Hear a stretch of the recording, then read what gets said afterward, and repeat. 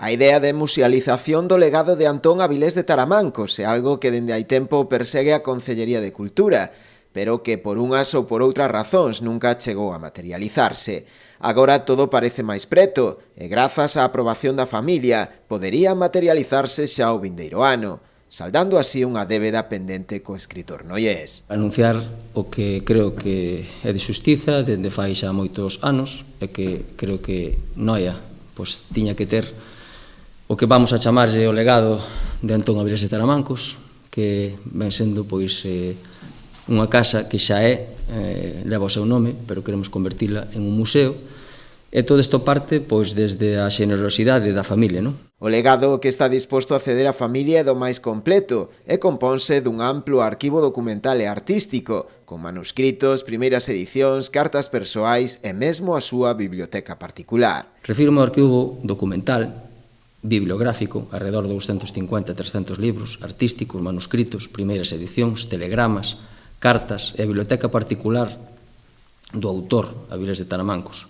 Documentos que axuden a entender a súa obra e a súa vida, así como a súa relación coa sociedade e ca época.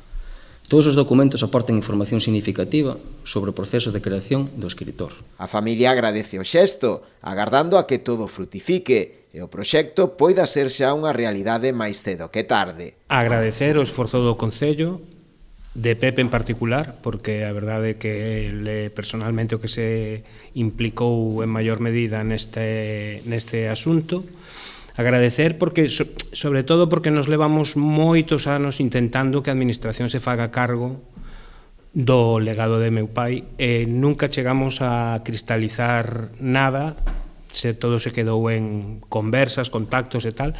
Creemos que desta vez parece que as cousas sí que están tomando o rumbo correcto e agardamos que pronto vexamos os resultados. A idea é crear este espazo na propia Casa da Cultura, que leva o seu nome, permitindo así a divulgación da súa vida e obra, para que todos teñan acceso a ela. Para que a iniciativa vexa luz, polo menos a nivel estrutural, o Concello busca tamén o apoio de outras administracións, como é o caso da Deputación da Coruña e a Consellería de Cultura, que de primeira se mostraron dispostas a colaborar co proxecto.